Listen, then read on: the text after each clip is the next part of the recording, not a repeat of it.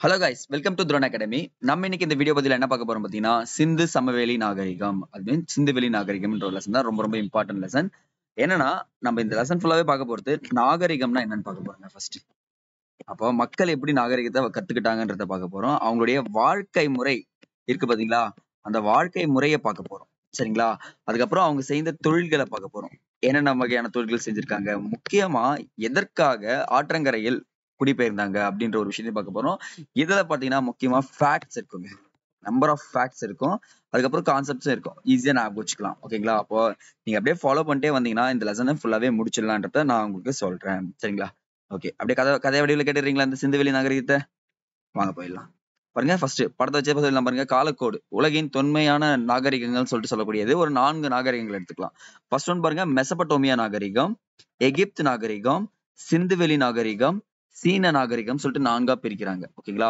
நீங்க exam point of வியூல தெரிஞ்சுக்க வேண்டியது என்னன்னு பாத்தீங்கன்னா, உலகிலே மிக பழமையான நாகரிகம்னா எதை சொல்லலாம்னு பாத்தீங்கன்னா மெசபடோமியா நாகரிகம் சொல்லலாங்க. சரிங்களா? ரொம்ப பழசுங்க. அவங்க தான் ஃபர்ஸ்ட் வந்து பாத்தீங்கன்னா நாகரிகத்தை கொண்டு வந்ததுன்னு சொல்றாங்க. பட் நமக்கு டிஎன்பிசி லேட்டா என்ன முக்கியம் பாத்தீங்கன்னா, நிலப்பரப்பில் மிகப்பெரிய நாகரிகம் சொல்லிட்டு கேட்டாங்கன்னா சிந்து சமவெளின்னு சொல்லக்கூடிய சிந்துவெளி நாகரிகம் தான். ஓகேங்களா? ஒவ்வொரு கான்டினென்ட்ல இருக்கும். ஆனா இந்த 3 நாகரிகங்களும் பாத்தீங்கன்னா ஏசியால இருக்கும் பாருங்க. Asia and யூரோப்ல கலந்துருக்கும். மெசோபட்டாமியா பாருங்க, ஏசியா அண்ட் யூரோப்ல இருக்குங்களா? இது பாருங்க ஏசியால இருக்கா சிந்து சமவெளி நாகரிகம்.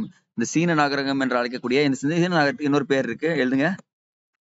மஞ்சள் ஆற்றங்கரை நாகரிகம். ஓகேங்களா? இதுதாங்க முக்கியம்.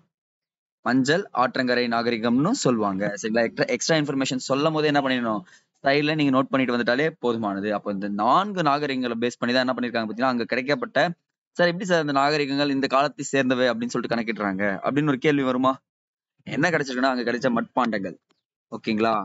ஆஹ் மட்பாண்டங்கள், அப்புறம் வந்து பாத்தீங்கன்னா அங்க கிடைச்ச மண் இருக்கு பாத்தீங்களா, அந்த மண்ணுல சுடுமண் ஓவியங்கள் இருக்கும். அந்த அப்புறம் கற்கள் இருக்கும் பாத்தீங்களா, சுட்ட கற்கள். அதுல கார்பன் வயதுன்னு சொல்லுவாங்க பாத்தீங்களா, அந்த கார்பன் வயதுகளை கண்டுபிடிச்சு C14 முறை கேள்விப்பட்டிருப்பீங்களா, கதிரியக்க.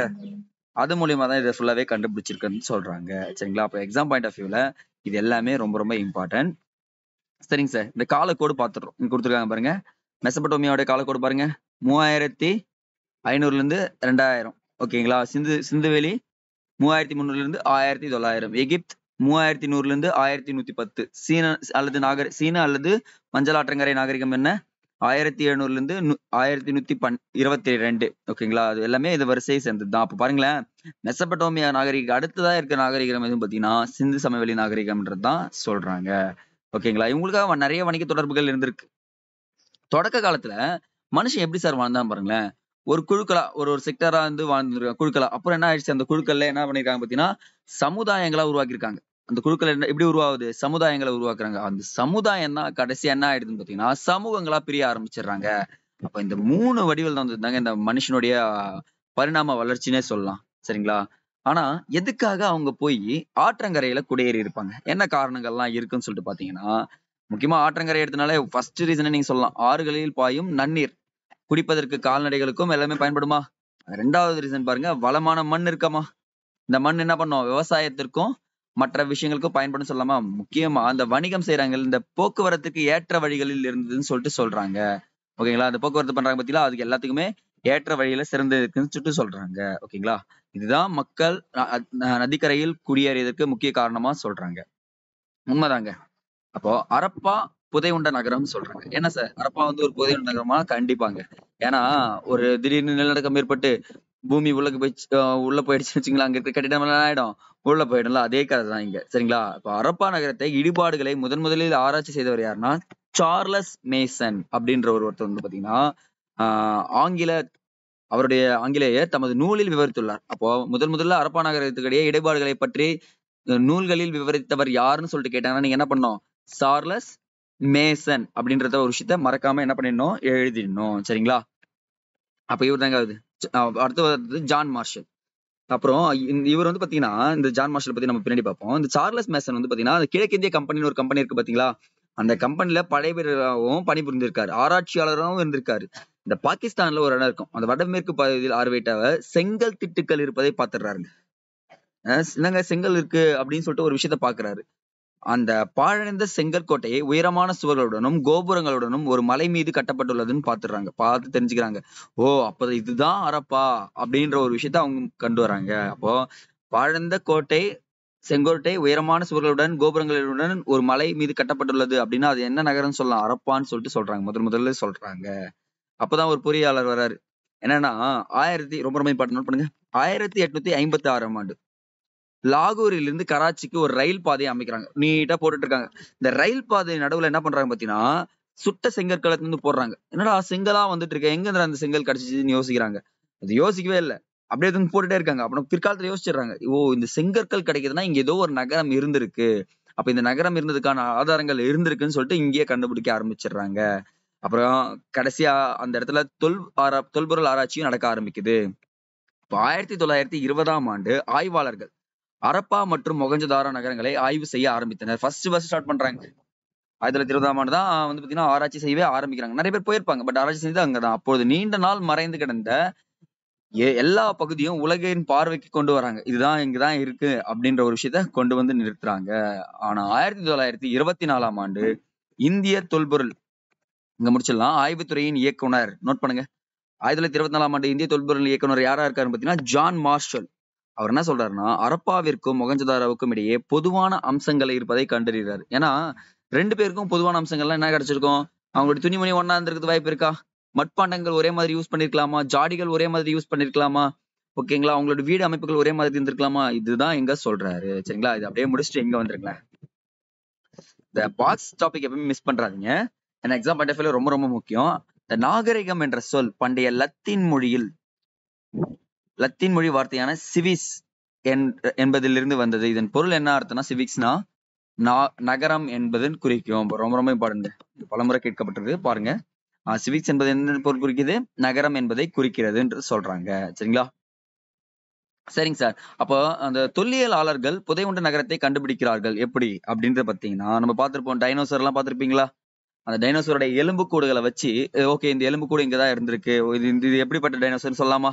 இதுக்கு பறக்கக்கூடிய தன்மை இருக்கா? அந்த எலும்பு கூட வச்சு ஈஸியா கண்டுபிடிச்சிடுறாங்க. இது நீர்ல நீந்துமா, நீர்ல நீந்தாதா அப்படின்ற எல்லா முதற்கொண்டு அந்த எலும்பு கூட வச்சே கண்டுபிடிச்சிடுறாங்க. அதே மாதிரிதான் ஆராய்ச்சியாளர்கள் செங்கற்கள், கற்கள், உடைந்த பானை ஓடுகள் ஆகியவற்றை ஆராய்ந்து அந்த எந்த காலத்தை சேர்ந்தவைன்னு சொல்லிட்டு சொல்றாங்க. அது மட்டும் இல்லாம இலக்கிய ஆதாரங்களும் அவங்களுக்கு கிடைச்சிருக்கா.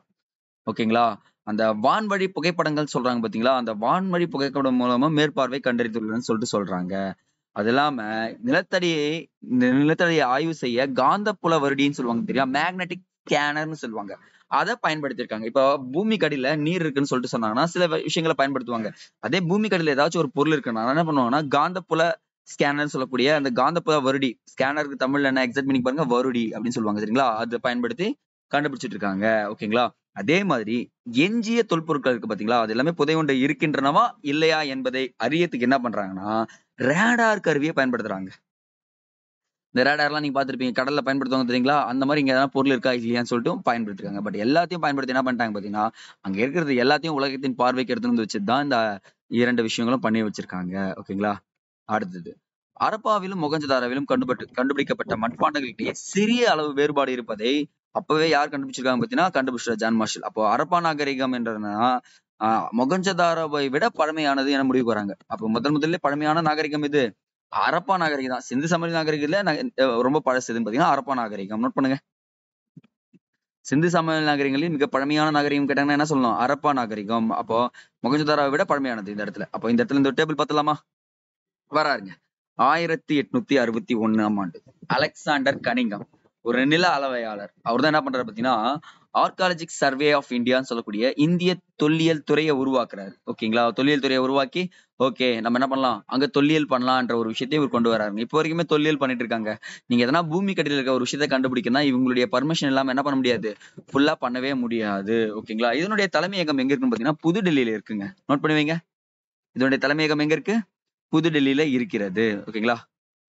கால வரையறை அடுத்தது நம்ம பார்க்க போற டாபிக் என்னன்னா, புவி எல்லை தெற்கு ஆசியாவா இருக்கு. ஓகேங்களா?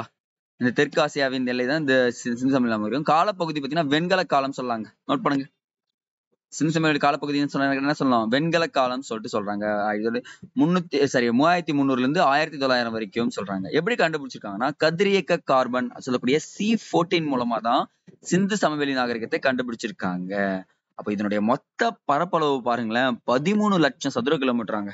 என்னது 13 லட்சம் அப்போ அப்படி சொல்லுவாங்கல்ல, அந்த மாதிரி. அப்போ இப்ப தமிழ்நாடுனா ஒரு முக்கியமான 6 நகரங்கள் சொல்லலாமா, சென்னை, கோயம்புத்தூர், திருச்சி, மதுரைன்னு சொல்லிட்டு. அதே மாதிரி அரப்பாலையும் கிட்டத்தட்ட ஒரு 6 நகரங்கள், பெரிய நகரங்கள் இருந்திருக்கு. சரி, தட்ஸ் மீன் சிந்து சமவெளியில எத்தனை நகரங்கள் இருந்திருக்கு, 6 பெரிய நகரங்கள் இருந்துச்சு. கிராமங்கள் பாத்தீங்கன்னா கவுண்ட் பண்ணி சொல்லலாம். இப்ப 200க்கும் மேற்பட்ட கிராமங்கள் சிந்து சமவெளி நாகரிகத்தில் காணப்பட்டதுன்னு சொல்லிட்டு சொல்றாங்க. இருந்திருக்கலாமா? ஒரு வேளை யோசிச்சு பாருங்க, அந்த கிராமங்கள்ல நீங்க வச்சிருந்தீங்கன்னா உங்களுடைய வாழ்க்கை முறை எப்படி இருந்திருக்கும்? போன்லாம் இல்லாம ஜாலியா இருந்திருப்பேன்றீங்களா? இருக்கலாம், கண்டிப்பா வாய்ப்பு இருக்கு. அதான் அடுத்ததா பார்க்க போறது வெண்கல காலம். அப்போ மக்கள் வெண்கலத்தாலான பொருட்களை பயன்படுத்திய காலம் தான் வெண்கல காலம்னு சொல்லிட்டு சொல்றாங்க. ஜஸ்ட் ஒரு இன்ஃபர்மேஷன் தெரிஞ்சுக்கோங்க. இங்க பாருங்களேன், சூப்பரா இருக்கும். இந்திய எல்லைக்குள் கண்டுபிடிக்கப்பட்ட இடங்கள், தொல்பொருள் ஆய்வாளர்கள் இந்திய எல்லைக்குள் ஹரப்பா நாகரிகம் இருப்பதை கண்டுபிடித்துள்ளனர் சொல்லிட்டு சொல்றாங்க. நீங்க ஒவ்வொரு இடமும் பாருங்க. மொகஞ்சதாரோ எங்க இருக்குன்னா பாகிஸ்தான்ல இருக்கு. ஹரப்பா, ஓகேங்களா, இதுவும் பாகிஸ்தான்ல தான் இருக்கு. பட் இந்தியா கிட்ட கொஞ்சம் இருக்கும். காளிபங்கன் இது வந்து ராஜஸ்தான்ல இருக்கு. ஓகேங்க, புரியுதுங்களா? லோத்தல், லோத்தல் வந்து குஜராத்ல இருக்கு. பாருங்களேன், இந்த இடம் இந்த ரைட் தெரியுதுங்களா? அப்போ ஹரப்பாவும் எங்க வந்து சேர்ந்திருக்குன்னு பாத்தீங்கன்னா இந்த இடத்துல இருக்குன்றது சொல்றாங்க. அப்புறம் ராக்கி கர்கி இங்க பாருங்க, பஞ்சாப் அந்த ரீஜன்ல இருக்கா பாருங்க. இது ஃபுல்லாவே இந்த இடத்துல இருக்கு. தோல்வீரா இதுவும் எங்க இருக்கு பாத்தீங்கன்னா குஜராத்துக்கும் ராஜஸ்தானுக்கும் இடையில இருக்கு. அப்ப இந்த எல்லா பகுதியிலுமே பாத்தீங்கன்னா சிந்து சமவெளி நாகரிகத்துல இந்தியாவிலயும் பாதி இருந்திருக்குன்ற விஷயத்த இங்க தெளிவா சொல்லியிருக்காங்க. ஓகேங்களா? அப்ப நீங்க மேப் வச்சு என்ன பண்ணிடலாம், இந்த நாகரிகங்கள் எல்லாம் இங்க வந்திருக்குன்றது தெரிஞ்சுதா? அவ்வளவுதாங்க. ஓகேங்களா? சரிங்க. சிந்து சமவெளி நாகரிகம் ஒரு நகர நாகரிகமா சார் அப்படின்னு ஒரு கேள்வி வரும்ல. ஏன்னா இப்போ பீப்புள்ஸ் எல்லாமே இப்போ இருக்க மாடர்ன் சிட்டில பாருங்களேன், எல்லாருமே எங்க இடம்பெயர ஆரம்பிச்சிடுறாங்க, சிட்டி லைஃப் கேக்குறாங்க. ஆனா அந்த அந்த நாகரிகம் தோன்றிய காலத்திலே நகர நாகரிகமா அமைச்சிருக்காங்க. அதான் முக்கியமா சிறப்பான நகர திட்டமிடல்னு சொல்லுவாங்க. பயங்கரமா பிளான் பண்ணி கட்டிருக்காங்க ஒவ்வொரு பிளேசஸையும். அது இல்லாம சிறப்பான கட்டிடக்கலை வேலைப்பாடு அப்படின்னு சொல்றாங்க. அந்த டைம்லயே நாகரிகம் வளர்ந்த டைம்ல தூய்மைக்கு முக்கியத்துவம் கொடுக்கப்பட்டது. இந்த இப்ப கொட்டுறீங்க பாத்தீங்களா, குப்பெல்லாம் கொட்டிட்டு இருக்கோம் பாத்தீங்களா, அந்த மாதிரிலாம் இல்லாம தூய்மைக்கு இம்பார்ட்டன்ஸ் கொடுத்தாங்க. சுகாதாரமுக்கும் அதிக முக்கியத்துவம் கொடுத்தாங்க. ஓகேங்களா? அந்த நோய் எல்லாம் வந்து பரவக்கூடாதுன்ற விஷயத்த தெளிவா இருந்தாங்க. அதே மாதிரி எடைகள் மற்றும் அளவீடுகளை பயன்படுத்துறதுக்கான சான்றுகளும் இருக்குங்க. நோட் பண்ணுங்க. அப்போ ஒவ்வொரு விஷயத்துக்கும் அவங்க என்ன பண்ணிருக்காங்க, எடைகள் மற்றும் அளவீடுகளை பயன்படுத்திருக்காங்க. அதே மாதிரி விவசாயம் மற்றும் கைவினை தொழில்களுக்கும் திடமான அடித்தளம் இருந்திருக்கு. அப்போ விவசாயம், கைவினை அறிஞர்கள் அங்க இருந்திருக்கிறதுக்கான அறிகுறிகளும் இருந்திருக்குன்னு சொல்றாங்க. அப்படியே ஒரு நிமிஷம் இருங்க, தண்ணி குடிச்சுக்கிறேன்.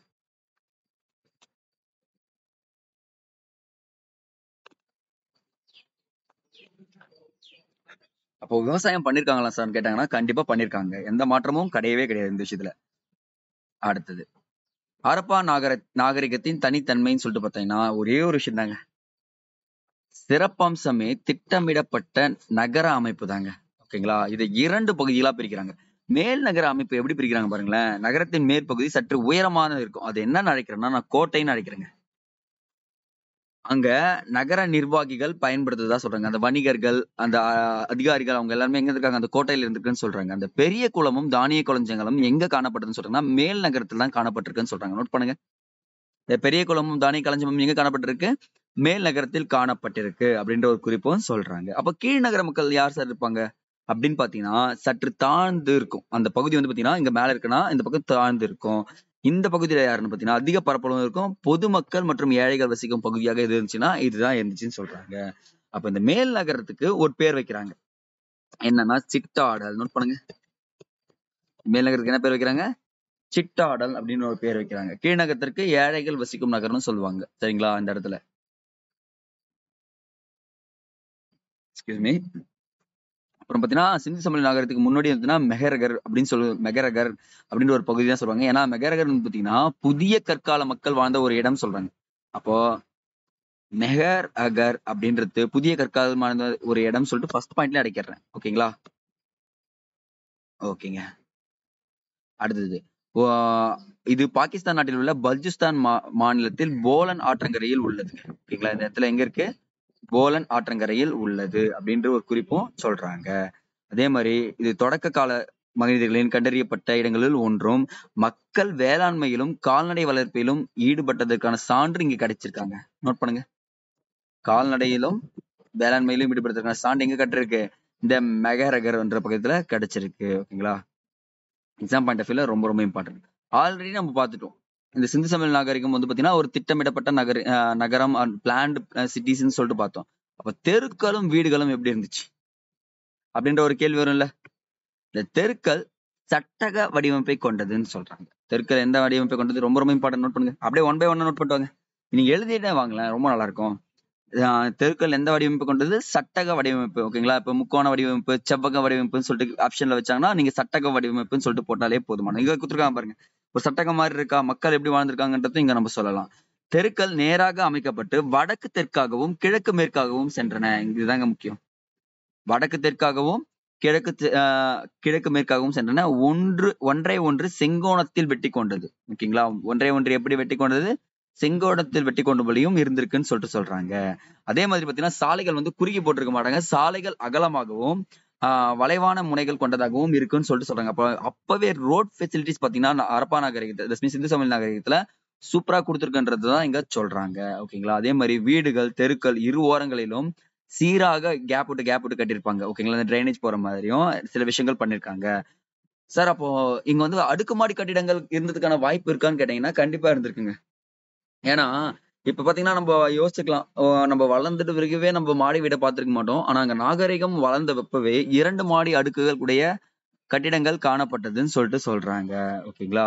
அதுவும் முக்கியமா பெரும்பாலான வீடுகள்ல பல அறைகள் இருந்திருக்காம். இப்ப பெட்ரூம் எல்லாம் சொல்லுவோம் பாத்தீங்களா? அதே மாதிரி பல அறைகளும் ஒரு முற்றத்தையும் ஒரு கிணற்றையும் கொண்டிருக்குன்னு சொல்றாங்க.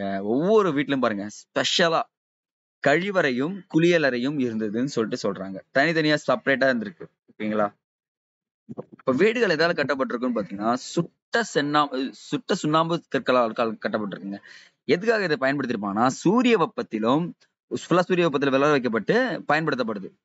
அது ஏன்னா சீரான அளவு செங்கற்கள். இப்ப நீங்க செங்கற்கள் எடுத்தீங்கன்னு அந்த அளவு மாறுபடும் வரலையா? அப்படி ஜஸ்ட் சொல்றது அந்த லென்த் பிரெத் அது ஃபுல்லாவே கரெக்டா இருந்திருக்குன்ற ஒரு விஷயத்தையும் இங்க சொல்றாங்க. சரிங்களா? ஆனா இங்க ஒரு விஷயம் சொல்றாங்க பாருங்களேன். அந்த அரண்மனைகளோ வழிபாட்டு தலங்களோ இருப்பதை தீர்மானிக்கக்கூடிய ஆதாரங்கள் எதுவுமே கிடைக்கல. அப்ப அந்த இடத்துல ராஜாக்கள் இல்லன்றத நம்ம ப்ரூஃப் பண்ணலாமா? அரண்மனை இருந்துச்சுன்னா அங்க ராஜா இருந்திருப்பாரு. கோவில் இருந்துச்சுன்னா அங்க வழிபாட்டு தலங்கள் இருந்திருக்குமா? அப்ப அந்த மாதிரி எந்த ஒரு விஷயமும் இங்க இல்லன்றத சொல்றாங்க. சரிங்க சார்.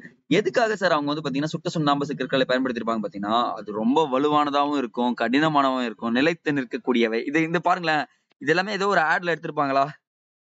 எங்க கிட்ட நீங்க வந்து வாங்குனீங்கன்னா வலுவானதா இருக்கும், கடினமானவை, நிலைத்து நிற்கக்கூடியவை. என்னது ஏசியன் பெயிண்ட்ன்னு சொல்லுவாங்க தெரியுங்களா? அப்படியே இதனுடைய கட் காப்பி தான் அது. ஓகேங்களா? ஆட் கூட எங்க இருந்து எடுக்குறாங்கன்னு பாத்தீங்கன்னா, புக்ல இருந்து தாங்க எடுக்க ஆரம்பிச்சிடுறாங்க இப்ப எல்லாருமே. முக்கியமா நெருப்பை கூட தாங்கக்கூடியவைங்க. நெருப்பு வந்தா கூட தாங்கக்கூடியவை தான். அவை நீரினாலும் கரையாது. அதான் சுட்ட செங்கற்களுடைய பயன்கள்ன்றது இங்க சொல்றாங்க. ஓகேங்களா? சரிங்க சார். அப்ப அவங்களுடைய கழிவுநீர் அமைப்பு எப்படி இருந்திருக்குன்னு சொல்லிட்டு கேட்கிறப்போ, ஏறத்தாழ எல்லா நகரங்களிலும் மூடப்பட்ட கழிவுநீர் வடிகால் அமைப்பு இருந்துச்சுன்னு சொல்றாங்க. ஓகேங்களா? இது எல்லாமே செங்கற்களை கொண்டு மூடப்பட்டிருக்காங்க. சூப்பரா தாங்க மூடியிருக்காங்க நம்ம இந்த இடத்துல. உண்மையாவே டிரைனேஜ் சிஸ்டத்த பாராட்டத்தக்க விஷயம் தான். இப்ப இருக்க டிரைனேஜ் சிஸ்டம் வந்து பாத்தீங்கன்னா, கம்பேர் டூ சிந்து சமவெளி நாகரிகம் ஓகே தான் சொல்வேன் நானு. ஓகேங்களா? அந்த வடிகால் கழிவுநீர் தேங்காமல் செல்ல வசதியாக லேசான மென் சரிவை கொண்டிருந்தது. ஓகேங்களா? லைட்டா ஒரு மென் சரிவுன்றது இருந்துட்டே இருக்கும். ஏன்னா சரிவு இருந்தா தான் தண்ணி வேகமா ஓடும். நீ இப்பலாம் கட்டடத்த எப்படி கட்டிடுறான்? ஸ்ட்ரெயிட்டா கட்டிடுறான். அந்த சரிவுன்றது இருக்கவே மாட்டேங்குது. அதுதான் இங்க ஒரு பிரச்சனையாவே இருக்கு. அதே மாதிரி வீட்டிலிருந்து கழிவுநீர் போகுது பாத்தீங்களா? இந்த கழிவுநீர் குழாய்கள் இந்த மூலமாக செல்ல வடிகால் மாரி வச்சிருக்காங்க. ஓகேங்களா? அப்ப பாருங்க குழாய்கள எப்படி செஞ்சிருக்காங்க பாத்தீங்கன்னா, இவங்க அந்த அழகா மண்ணுலயே அழகா செஞ்சிருக்காங்கன்றத சொல்றாங்க. ஒவ்வொரு வீட்டிலும் திடக்கழிவுகளை தேக்குவதற்கான குழிகள் இருந்தது. அப்போ குழி வெட்டிடுறாங்க.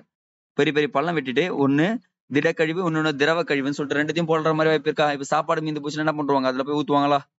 ஓகேங்களா? சில விஷயங்கள் சொல்றேன் பண்ணலாம். அது எல்லாத்தையும் இங்க பண்ணியிருக்காங்கன்றத சொல்றாங்க. ஓகேங்களா? அடுத்தது ஒரு பெரிய குளம் இருக்குங்க. எங்க இருக்குன்னு பாத்தீங்கன்னா, இந்த பெரிய குளம் பாக்கறதுக்கு முன்னாடி இத பத்தி ஸ்பெசிஃபிகேஷன் பாத்துடலாம் வாங்களேன். இந்த பெரிய குளம் வந்து பாத்தீங்கன்னா, நன்கு அகன்றும் செவ்வக வடிவத்தில் அமைந்திருக்கிறது. நோட் பண்ணுங்க. என்ன வடிவம்? செவ்வக வடிவம். எப்படின்னு பாத்தீங்கன்னு வச்சுக்கோங்களேன், நாம ஒரு படம் போட்டுடலாம். அதுதான் எப்பவுமே நமக்கு கை வந்த கலை. இந்த படத்த வச்சு என்ன பண்ணிடலாம் பாத்தீங்கன்னா, இது இப்படிதான் இருந்திருக்குன்றது சொல்லிடலாம். ஓகேங்களா? இவ்வளவுதாங்க. ஆ இவ்வளவுதான். இதுக்கு நடுவுல ஒரு பெரிய குளம் இருக்கு. இதெல்லாம் 4 பக்கமும் வர்ற மாதிரி கேப் இருக்கு. இங்க எல்லாமே என்ன இருக்கு? துணி மாற்றும் அறைகளும் இங்கேயே வச்சிருக்காங்க பெரிய குளத்தை சுத்தி. தண்ணீர் வெளியே செல்லவும் வழி இருக்கு. ஒரு தண்ணீர் உள்ளே வரவும் வழி இருக்குங்க. பாருங்க. ஆக்சுவலா ஒரு ஸ்விம்மிங் பூல் மாதிரி கட்டியிருக்காங்களா? எக்ஸாக்ட்டா நான் வரைஞ்சது இங்க வரைஞ்சிருப்பாங்க. பெருசாலாம் ஒண்ணும் வரைஞ்சிருக்க மாட்டாங்க. ஓ! அப்ப நான் தான் ஆர்க்கிடெக்ட்டா கூட இருக்கலாம். ஓகே அப்படிலாம் நினைக்காதீங்க. இங்க என்னன்னா, அழகா சூப்பரா வரைஞ்சு குடுத்துருப்பாங்க. ஓகே பாருங்களேன், இங்க பார்த்தாலே தெரிஞ்சிடலாம். ஒரு குளத்துல தண்ணி தேங்குதா? இந்த இடத்துல அறைகள் இருந்ததுக்கான வாய்ப்புகள் இருக்கா பாருங்க. இந்த எல்லாம் எல்லாமே சுத்தி. அட் த சேம் டைம்ல நாலா பக்கமும் இறங்குற மாரி இருக்கா பாருங்க. 4 மூலையிலயும் என்ன பண்ணலாம்? உள்ள இறங்குற மாரி இருக்கு. 4 வேஸ்லயும் என்ன பண்ணிருக்காங்க பார்த்தீங்கன்னா, குளத்த இறங்குற மாரி வச்சிருக்காங்க. இக்குளத்தை சுவர்கள் சுட்ட செங்கற்களால் கட்டப்பட்டும், நீர் கசியாமல் இருப்பதற்காக இங்க பாருங்க அப்பவே பார்த்திருக்காங்க. இயற்கை தார் கொண்டு பூசப்பட்டிருக்கு. இயற்கையிலே தார் தயாரிச்சு நீர் கசியாமல் இருக்கிறதுக்கு பயன்படுத்துறாங்க. அப்ப என்ன பண்ணிருக்காங்க? இந்த பெயிண்ட்ன்னு ஒண்ணு இருக்கு பார்த்தீங்களா? அந்த பெயிண்ட்ட அப்பவே யூஸ் பண்ணிருக்காங்க. ஓகேங்களா? பெயிண்ட் என்ன பண்ணிருக்காங்க? இயற்கை தார்ன்னு சொல்லக்கூடிய விஷயத்த பயன்படுத்தியிருக்காங்க. அதே மாதிரி வடபுறத்திலும், தென்புறத்திலும் குளத்தில் செல்ல படிக்கட்டுகள் அமைக்கப்பட்டுள்ளதுன்னு சொல்றாங்க. சரிங்களா? படிக்கட்டுகள் அமைச்சு அழகா போயிட்டு இருக்குன்னு சொல்றாங்க. அதே மாதிரி குளத்தின் பக்கவாட்டில் 3 புறமும் அறைகள். அந்த அறைகள் எதுக்காக இருக்குன்னு சொல்லியிருக்கேன் நானு. அந்த இடத்திலேயே குளிச்சுட்டு என்ன பண்ணுவாங்க? அங்கேயே டிரெஸ் சேஞ்சும் பண்ணிப்பாங்கன்றத சொல்றாங்க. பாருங்க. அப்போ கிட்டத்தட்ட ஒரு 3000 வருஷத்துக்கு முன்னாடி அழகா வாழ்ந்திருக்காங்க. ஓகேங்களா? எப்படி சொல்றது? அவங்களோட நாகரிகமே வந்து பாத்தீங்கன்னா, பயங்கரமா இருந்திருக்குதுன்னு சொல்றாங்க. இப்போ அருகில் இந்த கிணற்றில் இருந்து நீரை இறைக்கப்பட்டு பெருங்குளத்தில் விடப்படும்.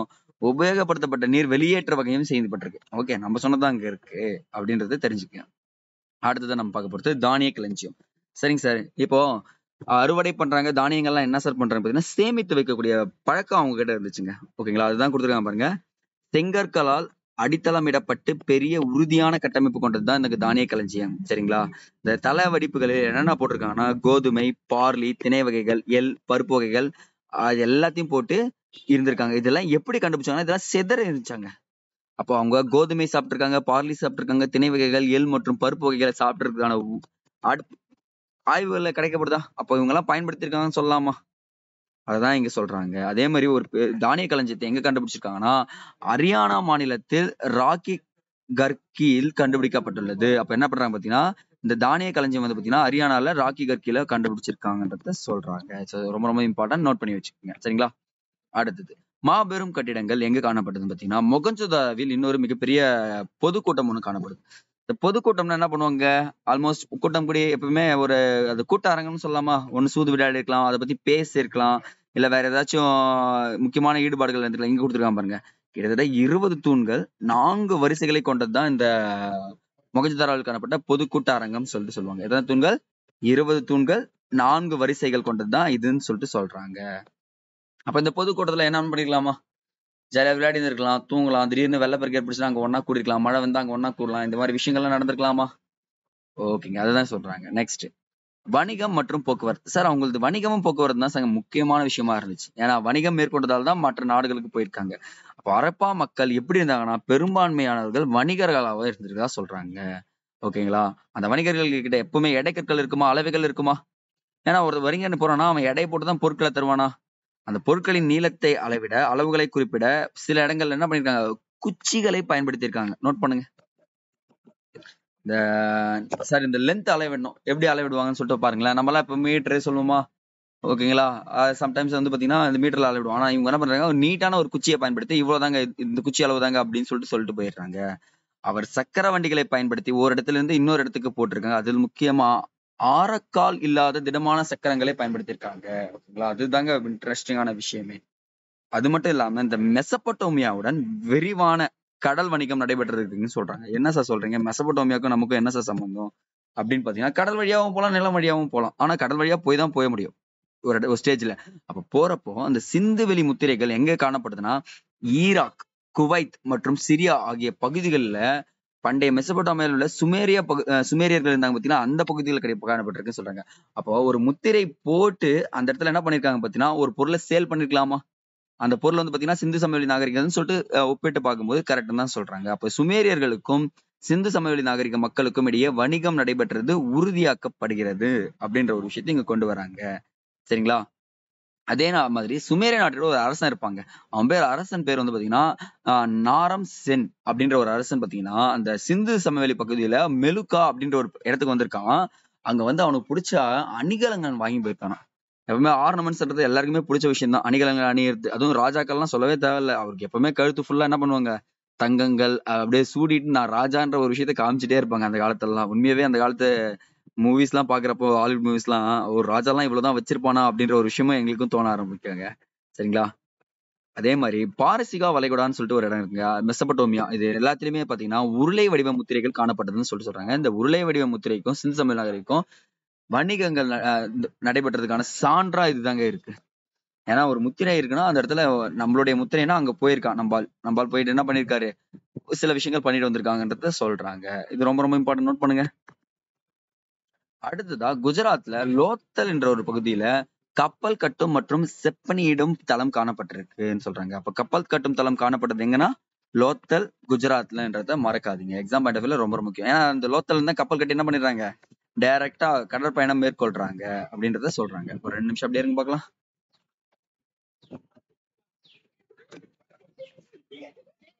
சரிங்க, இப்பதான் கப்பல் கட்டுதலாம் இங்க பாருங்க இந்த பிளேஸ்ல கொடுத்திருக்காங்க. இங்க என்ன சொல்றாங்கன்னா, இந்த குஜராத்தில் சபர்மதி ஆற்றின் ஒரு துணை ஆற்றின் கரையில் இது வந்து பாத்தீங்கன்னா கப்பல் கட்டும் தளம் இருந்துச்சுன்னு சொல்லிட்டு சொல்றாங்க. இது ஃபுல்லாவே ஹரப்பாவுடைய சார்ந்ததா இருந்திருக்கு. முகஜதாரோ சிந்து நாகரிகம் பார்த்தோம். ஆனா இந்த இடத்துல சில உருவ பொம்மைகள் கொண்ட படங்கள் காணப்படுதுங்க. படங்கள்ன்றதை விட சிலைகள்னு சொல்லலாமே. இந்த மொகஞ்சதாராவுல ஒரு சிலை கிடைக்குது. அவர் நம்ம என்ன வர்ணிச்சிடறாங்கன்னா தலைவர்னு நினைச்சுக்கிறாங்க. ஏன்னா பிரீடட் மேன் ஸ்டாச்சுன்னு சொல்லுவோம் நாங்க இத. தாடி வச்சுக்கிற மாதிரி இங்க பாருங்களேன், இந்த சிலையை வச்சு சொல்ல பாருங்களேன். இவர்கிட்ட பாருங்களேன், நல்லா நீட்னஸா ஒரு தாடி இருக்கா, அழகா தாடி வந்து ஷேப் பண்ணிருக்காங்களா. அது இல்லாம அவருடைய தோல்ல பாருங்க அழகா ஒரு துண்டு போட்டிருக்காரு பாருங்க. நெத்தியில அழகா ஒரு ரூபாய் காயின் மாதிரி ஒரு காயின் வச்சிருக்காங்க. அது இல்லாம தலைப்பாகை அணிஞ்ச மாதிரி இருக்கா. அப்போ இவர்தான் தலைவர்னு சொல்லிட்டு டிசைட் பண்ணிடுறாங்க. அமர்ந்த நிலையில் ஒரு ஆண் சிலை எங்க கண்டுபிடிக்கப்பட்டதுன்னு கேட்டாங்கன்னா மொகஞ்சதாரோவில் கண்டுபிடிக்கப்பட்டது. இதுதான் எக்ஸாம் பாயிண்ட் ஆஃப் வியூல முக்கியம். ஒரு கட்டிடத்தில் இருந்து கண்டுபிடிக்கப்பட்டிருங்க. அவர் நெற்றியில் தலைப்பாகையுடன் கூடிய ஒரு வலது கை மேல் பகுதியில் சிறிய அணிகளுடனும் காணப்பட்டிருக்கு. நிறைய அந்த ஆர்னமெண்ட்ஸ் சொல்லுவாங்க, காதுல பெரிய துவாரம் இருந்திருக்குங்க. அது மட்டும் இல்லாம அதே மாதிரி தலைமுடியும் தாடியும் நன்றாக ஒழுங்குபடுத்திருக்காங்க. இப்ப இருக்க பசங்க இருக்காங்க பாத்தீங்களா, எப்படி தாடியும் அதிகமா இருக்கும், அட் த சேம் டைம்ல தலைமுடியும் அதிகமா இருக்குமா. ஆனா அப்ப நாகரிகம் வளர்ந்த காலத்துல தாடி மீசெல்லாம் அழகா ஷேப் பண்ணி வச்சிருக்காங்கன்னு சொல்றாங்க. அந்த காதுகளின் கீழ் காலப்பட்ட துளைகள் இருக்கு பாத்தீங்களா, அது எல்லாமே அந்த அந்த கம்பல் போடுற மாதிரி கேப் இருக்குன்றத சொல்றாங்க. சரிங்களா? இங்க பாருங்க, இடது தோல் இங்க கொடுத்துருக்காங்க பாருங்க. பூக்களால் ஆன வளையங்களால் அலங்கரிக்கப்பட்ட ஒரு மேலாடை அணிஞ்சிருக்கான்னு சொல்லிட்டு சொல்றாங்க. ஓகேங்களா? மேலங்கியால் மூடப்பட்டுள்ளது. அப்போ நம்ம பழைய படத்தெல்லாம் பார்ப்போம். இந்த நாட்டாம வந்தாருன்னா என்ன பண்ணுவாரு பாத்தீங்கன்னா, ட்ரெஸ் போட்டுப்பாரு. ட்ரெஸ் போட்டுட்டு அந்த இடத்துல அப்படியே துண்டு தூக்கி மேல போடுவார் பாத்தீங்களா, அதுதான் நாட்டாமன்னு சொல்லுவாங்கல்ல. அதே மாதிரி இந்த இடத்துல நாட்டாம மாதிரி ஒருத்தர் வந்திருக்குன்றதையும் சொல்றாங்க. இது போன்ற வடிவமைப்பு அப்பகுதி மக்களால் பயன்படுத்தப்பட்டது இன்றளவும் குறிப்பிடப்பட்டுள்ளது அப்படின்றது சொல்றாங்க. சரிங்க சார், இந்த நாகரிக மக்கள் தொழில்நுட்பத்தை எப்படி சார் பயன்படுத்திருப்பான்னு பாத்தீங்கன்னா சூப்பரா பயன்படுத்திருக்காங்க. ஏன்னா அவங்களுடைய ஆர்கிடெக்ட் பாருங்களேன், சின்ன சின்ன எடைக்கற்கள்ல இருந்து போயிட்டு இருக்குங்க. எல்லாமே பயங்கரமான விஷயங்களை கொண்டு வந்திருப்பாங்க. அதுல இந்த சிந்து சமவெளி நாகரிக மக்கள் வந்து பாத்தீங்கன்னா எடைகளையும் அளவீடுகளையும் உருவாக்கியிருக்காங்க. இப்ப நம்ம எடைக்கற்களை பயன்படுத்துறோமா, 1 கிலோ 2 கிலோன்னு சொல்லிட்டு, அதே மாதிரி அவங்களும் என்ன பண்ணிருக்காங்க பாத்தீங்கன்னா அளவீடுகளை பக்காவா மார்க் பண்ணி கொண்டு வந்திருக்காங்க. அதே மாதிரிதான் என்ன எங்க கண்டுபிடிச்சிருக்காங்க பாத்தீங்கன்னா, குஜராத் மாநிலத்தில் தந்தத்திலால் ஆன அளவுகோல் கிட்டத்தட்ட 1704 மில்லிமீட்டர் வரை சிறிய அளவீடுகளை கொண்டுள்ளதுன்னு சொல்றாங்க. ஓகேங்களா? அந்த நாகரிகங்களே அளவுகள் இருப்பதே சின்ன சின்னதா இருக்கிறத பாத்துருங்க. அதோ இருக்கிறாங்க பாருங்க. ஏன் தந்தத்தால் செய்யப்பட்டதுங்க. சரிங்களா? சின்ன சின்ன கற்களை வச்சு ஓகே இதனுடைய எடை இவ்வளவுதான், இதனுடைய எடை இவ்வளவுதான், இந்த எடைக்கு ஏற்ற பொருள் தான் நான் தருவேன் அப்படின்ற ஒரு விஷயத்தையும் குறிப்பிட்டிருக்காங்க. சரிங்களா? ஓகேங்க. இந்த ஒரு இன்ஃபர்மேஷன் நோட் பண்ணிக்கங்க. மனிதர்களால் முதலில் கண்டுபிடிக்கப்பட்ட மற்றும் உபயோகப்படுத்தப்பட்ட உலோகம் அப்படின்னு சொல்லிட்டு சொன்னாங்கன்னா செம்பு. ஓகேங்களா? இது வந்து பல முறை எக்ஸாம் பாயிண்ட் ஆஃப் வியூல ரொம்ப ரொம்ப முக்கியமான ஒரு விஷயம். சரிங்க சார். இப்ப பிரீடட் மேன் ஸ்டாச்சு மாதிரி டான்சிங் கேர்ள் ஸ்டாச்சுன்னு ஒரு ஸ்டாச்சு கண்டுபிடிக்கிறாங்க. எங்கன்னு பாத்தீங்கன்னா அதே மொகஞ்சதாரோல தான். அப்போ மொகஞ்சதாரோல 2வது ஒரு விஷயம் கிடைக்குது. வெண்கலத்தினால் ஆன பெண் சிலை ஒண்ணு கிடைக்குதுங்க. இது என்ன சொல்றாங்கன்னா நடன மாது. இப்ப நம்ம ஒண்ணு பார்த்தோம் பாத்தீங்களா, கூட்ட அரங்கம்னு ஒண்ணு பார்த்தோமா. ஒருவேளை இந்த நடன மாது சிலையை பார்த்த உடனே உங்களுக்கு ஒரு டவுட் வருதா, அந்த நடன மாது அங்க கூட்ட அரங்குல டான்ஸ் ஆட வச்சிருக்கலாம் அப்படின்ற ஒரு விஷயமும் இங்க வருது. அப்ப நடன மாது அங்க சிலை இங்க கண்டுபிடிக்கப்பட்டத சார் ஜான் மார்ஷல் தான் இந்த முதலில் இது சொல்றாரு. அப்போ அவரால ஒரு விஷயம் எப்படி சொல்றது பயங்கரமா வர்ணிக்கப்படுறது பாருங்க. முதலில் இந்த சிலையை நான் பார்த்தபோது இது வரலாற்றுக்கு முந்தைய காலத்தின் உருவாக்க முயற்சியை சார்ந்தது என்று நம்புவதற்கே கடினமா இருந்துச்சாம். உண்மைதானுங்க. அவராலேயே அதை ஏத்துக்க முடியலையாம். ஏன்னா அந்த அளவுக்கு ஒரு வடிவமைப்பாங்க அந்த நடனமாடும் பெண் சிலை. ஏனென்றால் இந்த பண்டைய மக்களுக்கும் கிரேக்க காலம் வரை என்ன தொடர்பு இருந்துச்சுன்னு தெரியவே இல்லை. கிட்டத்தட்ட 3000 ஆண்டுகளுக்கு முற்பட்டதாக இருக்கலாம் என்று நினைத்தார்கள் அந்த சிலையை. அப்போ அந்த சிலையை வச்சுதான் என்ன சொல்றாங்க பாத்தீங்கன்னா, இந்த இடத்துல பயங்கரமா பேசியிருக்குன்றத சொல்றாங்க. அப்போ நடனமாடும் பெண் சிலை எங்க கண்டுபிடிக்கப்பட்டதுன்னு சொன்னாங்கன்னா, மொகஞ்சதாராவில். அது எதால் ஆனது? வெண்கலத்தால் ஆனது. ஓகேங்களா? அப்போ நம்ம இந்த இடத்துல இந்த ஆங்கிள் யோசிக்கலாமா? நடனமாடும் பெண் சிலை இருக்கு. ஆடை சரி அணிகலன்கள் அணிஞ்சிருக்காங்க. அப்போ இந்த இடத்துல தேவதாசி முறை பின்பற்றதுக்கான வாய்ப்புகளும் இருந்திருக்கா பாருங்க. இருக்கான சான்சஸ் இருக்குன்றதையும் இங்க சொல்றாங்க. சரிங்களா? சரிங்க சார். சரிங்க சார். என்ன சார் இந்த பாகிஸ்தான்ல இன்றும் பாத்தீங்கன்னா சில தமிழ் பேர்லாம் இருக்கு.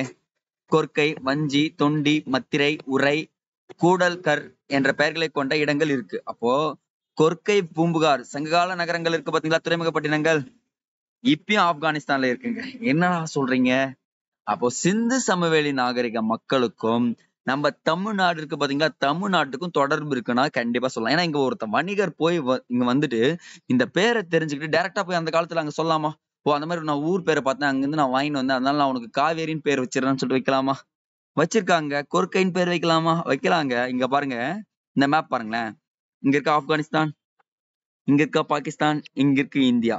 இதுல இந்தியா இங்க இருக்கு, தமிழ்நாடு ரொம்ப கீழே இருக்கு. ஆனா ஆப்கானிஸ்தான்ல இருக்க பேர்லாம் பாருங்களேன். பாண்டி, கொர்க்கை, ஓகேங்களா? இங்க ஒரு கொர்க்கை, சேரன், போர்த்தமிழ், ஓகேங்களா? குடம், திருப்பி பாகிஸ்தான்லயும் கொர்க்கை. பாகிஸ்தான்ல காவேரி வாலா.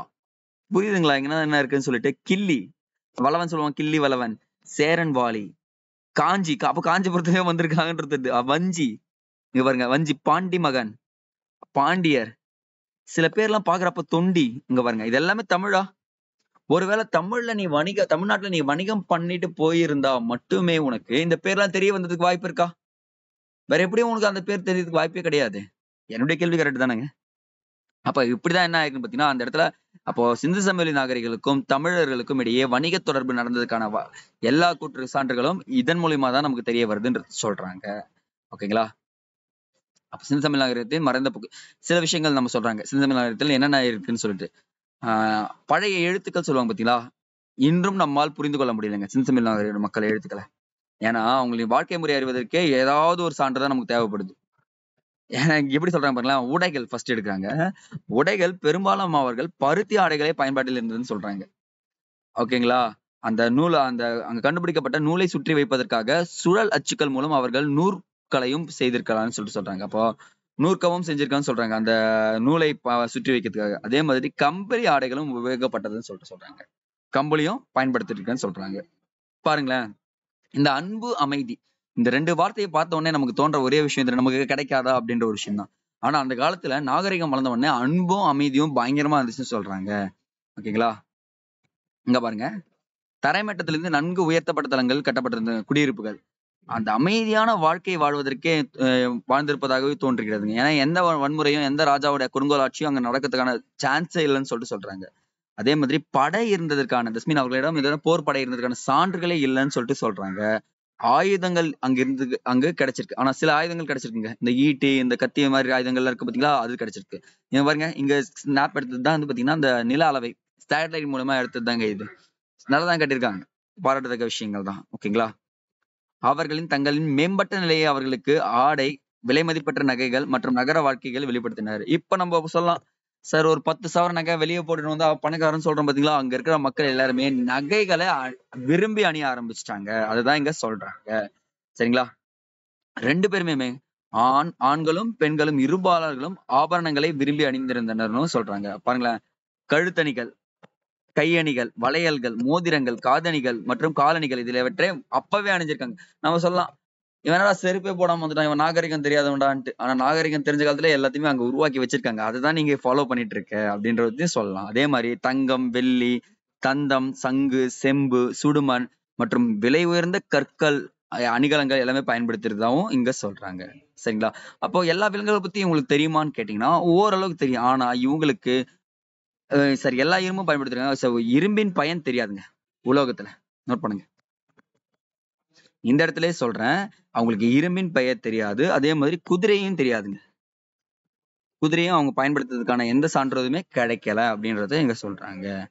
ஓகேங்களா? அதே மாதிரி சிந்து மக்கள் ஆபரணம் செய்ய சிவப்பு நிற மணிக்கற்களை பயன்படுத்தினாங்க. இந்த சிவப்பு நிற மணிக்கற்களை பயன்படுத்தினது ஒரு இம்பார்ட்டன்ட் விஷயம், நோட் பண்ணி வச்சுக்கோங்க. சரிங்களா?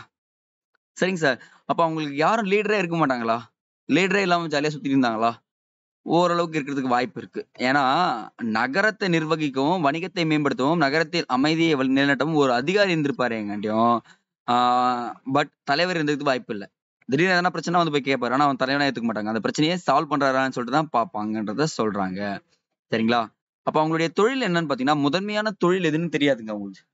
அவங்க விவசாயம் தான் பண்ணாங்களா? இல்ல வணிகம் தான் மேற்கொண்டாங்கன்னு சொல்லிட்டு எதுவுமே தெரியாது. ஆனாலும் வேளாண்மை, கைவினைப் பொருட்கள் செய்தல், பானை வளைத்தல், அதுக்கப்புறம் அணிகலன்கள் செய்தல் போன்றவற்றில் ஈடுபட்டிருக்கின்றத மட்டும் தெளிவா சொல்றாங்க.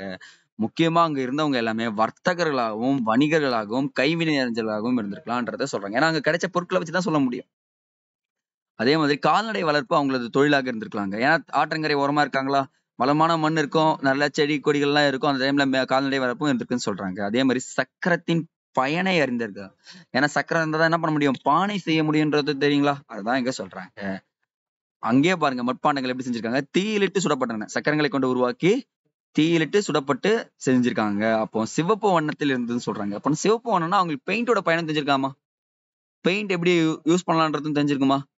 அது கருப்பு வண்ணத்தில் அழகிய வேலைப்பாடுகளும் செஞ்சிருக்காங்க. சிவப்பு வண்ணத்தில் பானை செஞ்சுட்டு, இந்த வேலைப்பாடுகள் பூ வரையறது. இப்ப நம்ம பாத்தீங்கன்னா எம்ப்ராய்டிங்ன்னு சொல்லிட்டு ஒரு சிஸ்டம் வச்சிருக்கோமா? அப்ப அந்த எம்ப்ராய்டிங் சிஸ்டத்த ஃபர்ஸ்ட் எங்க பயன்படுத்திட்டாங்க? ஓ! அங்கேயே பயன்படுத்தியிருக்காங்க. சிந்து சமவெளி நாகரிகத்தில அப்படின்றத சொல்றாங்க. ஓகேங்களா? அங்க உடைந்த பானை துண்டுகள், விலங்குகளின் உருவங்களும், ஓகேங்களா? அந்த விஷயம் எல்லாம் கிடைச்சிருக்குன்னு சொல்றாங்க. அ சில பானைகள்ல விலங்கோட உருவங்கள், மனிதர்களோட உருவங்கள், அவங்களுடைய எப்படி சொல்றது? மீன் அந்த மாரி உருவங்களும் கிடைச்சிருக்குன்றத சொல்றாங்க. சரிங்களா? சார் அப்ப அவங்க கிட்ட சமய நம்பிக்கைன்னு ஒண்ணு இருந்துச்சா? அப்படின்னு சொல்லிட்டு கேட்டீங்கன்னா, ஆ ஒரு ஆதாரமும் நமக்கு கிடைக்கல. ஓப்பனான விஷயம் அதான். அந்த வழிபாடு பத்தி அவர்கள் மத நடைமுறைகள பத்தியும் எந்த ஆதாரமும் நமக்கு கிடைச்சதில்ல. ஆனா அங்க கிடைக்கப்பெற்ற பெண் சிலைகள் மூலம் அந்த மக்களிடையே நம்மகிட்ட ஒரு விஷயம் தெரியுது. ரொம்ப ரொம்ப இம்பார்ட்டன்ட் பாயிண்ட் நோட் பண்ணுங்க. தாய் வழி வழிபாடு இருந்திருக்கலாம் அப்படின்னு சொல்லிட்டு சொல்றாங்க. அந்த பெண் சிலைகள் மூலமா என்ன சொல்றாங்க? அவங்க ஒரு தாய் வழி வழிபாட்ட மேற்கொண்டிருக்கலாம். அவர மூத்தோர் வழிபாடுன்னு சொல்லுவாங்க, கேள்விப்பட்டிருக்கீங்களா? அந்த மாரி மூத்தோர் வழிபாடு இருந்ததுக்கான வாய்ப்புகளும் இருக்குன்றத சொல்றாங்க. ஓகேங்களா? சரிங்க சார். அந்த கலைத்திறன் பார்த்தீங்கன்னா, இங்க பாருங்க இந்த படத்த வச்சே சொல்லிடலாங்க கலைத்திறன்.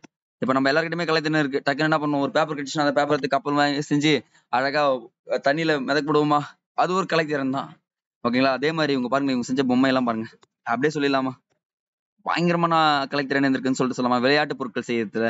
அதான் சொல்றாங்க. முக்கியமா பாருங்க, அ விலங்கு பொம்மைகள் அது எல்லாமே சூப்பரா செஞ்சிருக்குன்றத இங்க சொல்றாங்க. அடுத்தது. சரிங்க சார். என்ன சார் நடந்துச்சு?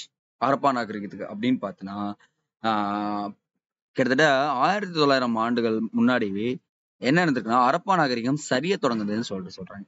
நெறைய காரணங்கள் ஒவ்வொருத்தரும் ஒவ்வொரு காரணங்கள் சொல்லுவாங்க. பாருங்களேன், நாமளே சொல்லலாம். ஒரு நாகரிகம் அழியுதுன்னா, 4, 5 விஷயங்கள் கொடுத்துடலாம். ஒண்ணு சுற்றுச்சூழல் மாற்றம் ஏற்பட்டிருக்குமா? கிளைமேட் சேஞ்ச் ஏற்பட்டிருக்கிறது வாய்ப்பு இருக்கா? இந்த படையெடுப்பு ஏற்பட்டிருக்குமா? ஆ இந்த இது சொல்றது, அந்நியர் படையெடுப்பு எடுத்துட்டு வந்தாங்கன்னா, மொத்தமா அழிச்சிட்டு இருக்கிறது வாய்ப்பு இருக்கா? இயற்கை சீற்றங்கள் ஏற்பட்டிருக்குமா? திடீர்னு என்ன பண்ணலாம்? ஆ ஆறுகள் ஃப்ளட் வந்து அந்த இடமே ஃபுல்லா உள்ள போயிட்டு இருக்க வாய்ப்பும் இருக்குன்னு சொல்றாங்க. அதே மாரி காலநிலை மாற்றமும் ஏற்பட்டிருக்குமா? காடுகள் ஃபுல்லா அழிக்கப்பட்டிருக்குமா? காடுகள் ஃபுல்லா அழிஞ்சுட்டா என்ன ஆயிடும்? அந்த வளம் குறைஞ்சிருமா? அதுன்னு இருக்கு. அது இல்லாம முக்கியமா இப்ப கொரோனா இருக்கு பார்த்தீங்களா? கொரோனா மாரி பெருந்தொற்று ஏற்படுறதுக்கு வாய்ப்பு இருக்கா? பெருந்தொற்று ஏற்பட்டா என்ன ஆயிடும்? ஒரு இடத்துல இருந்து இன்னொரு இடத்துக்கு போயிடுவாங்க. அதுதான் எக்ஸாம்பிள்ல சூப்பரான மூவி ஒண்ணு சொல்லுவேன். 7ஆம் அறிவு படம் இருக்கு பார்த்தீங்களா? அந்த 7ஆம் அறிவுல ஒரு பெருந்தொற்று ஏற்பட்டுச்சுன்னா, அந்த இடத்துல இருந்து என்ன பண்ணுவாங்க? டக்குன்னு இன்னொரு இடத்துக்கு போயிடுவாங்கல்ல. அதுதான் இங்க சொல்றாங்க. எக்ஸாம் பாயிண்ட் ஆஃப் வியூல ரொம்ப ரொம்ப முக்கியம். அப்போ முதல் எழுத்து வடிவம் யாரால் உருவாக்கப்பட்டதுன்னா, சுமேரியர்களால் உருவாக்கப்பட்டதுதாங்க இந்த முதல் எழுத்து வடிவம்ன்றத சொல்றாங்க. சரிங்களா? யாரால் உருவாக்கப்பட்டது? சுமேரியர்களால் உருவாக்கப்பட்டது தான் இந்த முதல் எழுத்து வடிவம். இந்த எழுத்து வடிவம் எங்க காணப்படுதுன்னா, சிந்து சமவெளி நாகரிகத்துல காணப்படுது. என்னடா! அப்ப சுமேரியர்களும் வணிகம் செஞ்சிருக்காங்களா? சிந்து சமவெளி நாகரிகத்தின்னு கேட்டாங்கன்னா, கண்டிப்பா வந்திருக்காங்க. வந்து பார்த்துட்டு அழகா விசிட் பண்ணிட்டு போயிருக்கான்றத சொல்றாங்க. சரிங்களா? அப்போ சிந்து வெளி நாகரிகத்தின் பொதுவான உண்மைகள்னு பார்த்தீங்கன்னா, சொல்லிக்கலாம். உலகின் மிக பழமையான நாகரிகங்கள்ல ஒன்று. ஓகேங்களா? மிக பழமையானது எது? மெசபடோமியா. அதுல ஒண்ணு எது? சிந்து சமவெளி நாகரிகம் சொல்லலாம். நா ஆ 4 நாகரிகங்கள் மிகப்பெரிய பரப்பளவு. நான் சொன்னேன் பார்த்தீங்களா ஃபர்ஸ்ட்டே. ரொம்ப ரொம்ப இம்பார்ட்டன்ட் பாயிண்ட் நோட் பண்ணுங்க. மிகப்பெரிய பரப்பளவை கொண்டது எது? சிந்து சமவெளி நாகரிகம். ஆனா 4 நாகரிகங்களிலும் முதல் திட்டமிடப்பட்ட நகரங்கள் எங்க காணப்பட்டதுன்னு சொல்றாங்க பார்த்தீங்கன்னா, சிந்து சமவெளி நாகரிகம் தாங்க காணப்பட்டது. அப்படின்றது சொல்றாங்க. இந்த சுகாதாரத்துல நாம தாங்க ஃபர்ஸ்ட்ல. சுகாதாரம் மற்றும் வடிகால் அமைப்பு கொண்டதுல இது நம்மள் தான் சொல்றாங்க. இங்கேயும் அதை தான் சொல்லியிருக்காங்க, சுகாதாரத்தை பத்தி தான். ஓகேங்களா? இங்க நோட் பண்ணுங்க இந்த பாயிண்ட். மொகஞ்சதாராவில் தொல் ஆராய்ச்சி நடைபெறும் இடம் வந்து பாத்தீங்கன்னா யுனெஸ்கோன்னு சொல்லுவாங்க பாத்தீங்களா? யுனெஸ்கோவால் அமைப்பாக தேர்ந்தெடுக்கப்படுது. அப்படின்னா என்ன சொல்றாங்க, அந்த இடத்த நான் பாதுகாத்து பயங்கரமா வச்சு மெயின்டைன் பண்றேன்றதையும் விஷயத்தையும் சொல்றாங்க. அப்ப யோசிச்சு பாருங்களேன். நம்ம நாகரிகம் வந்துச்சு, சிட்டி நல்லா பிளான் பண்ண ஆரம்பிச்சிட்டாங்க. பட் டில் நவ் நிறைய பிரச்சனையை ஃபேஸ் பண்றோமா? ஆனா அப்போ அழகா பிளான் பண்ணி எந்த ட்ரைனேஜ் சிஸ்டம் சூப்பரா வச்சிருக்காங்க, ஸ்ட்ரீட் கரெக்டா அமைச்சிருக்காங்க, ட்ரைனேஜ் பாத்தீங்கன்னா டாய்லெட் ஃபெசிலிட்டிஸ் எல்லாமே சூப்பரா இருந்திருக்கு. அது இல்லாம அந்த பாத் இருக்கு பாத்தீங்களா, கிரேட் பாத், அதுவும் சூப்பரா வச்சுன்றத இங்க சொல்றாங்க. சரிங்களா? சரிங்க. கதிரேக்க கார்பன் இதெல்லாமே நம்ம பேசிட்டோம். இந்த இடத்துல வந்து பாத்தீங்கன்னா நகரத்தின் பரப்பளவு இது மட்டும் கொஞ்சம் நோட் பண்ணிக்கிறீங்களா? மேற்கில் பாகிஸ்தான் டு மக்ரான் கடற்கரை வரை. ஓகேங்களா? கிழக்கில் காகர் டு ஆகர் நதி பள்ளத்தாக்கு வரை. ஓகேங்களா? ரொம்ப ரொம்ப இம்பார்ட்டன்ட். ஆக்ரா நதி பள்ளத்தாக்கு வரை. அடுத்தது வடகிழக்கில் வந்து பாத்தீங்கன்னா ஆப்கானிஸ்தான், தெற்கில் மகாராஷ்டிரா வரை பரவி இருந்தது. இது என்ன பண்றீங்கன்னா இப்படி போட்டு எழுதுங்க. ஓகேங்களா? மேற்கில், கிழக்கில், வடகிழக்கில், தெற்கில், வடக்கில். ஓகேங்களா? இது இந்த மாதிரி நீங்க படம் போட்டு எழுதிட்டீங்கன்னா எக்ஸாம் பாயிண்ட் ஆஃப் வியூல கண்டிப்பா உங்களுக்கு மறக்கவே மறக்காது. சரிங்களா? அடுத்து பார்த்தலாமா? ஓகேங்க. இதெல்லாம் ஜஸ்ட் 2ஆம் நிமிஷம் கண்டுபிடித்து இரட்டை கோவில்கள் இதெல்லாம் ஜஸ்ட் நீங்க தெரிஞ்சுக்கிட்டாலே போதுமானது. சரிங்க. ஓகேங்க. இந்த லெசனை பொறுத்த வரைக்கும் ரொம்ப ரொம்ப important lesson. So every year questions கேட்கக்கூடிய ஏரியால ஸோ ஒன் டைம் ரீட் பண்ணிட்டு என்ன பண்ணிடணும், டக்குன்னு எக்ஸாம்ல ஈஸியா கிராக் பண்ணிடணும். ஓகேங்களா? ஓகேங்க. அடுத்த வீடியோ சந்திக்கலாம். நன்றி.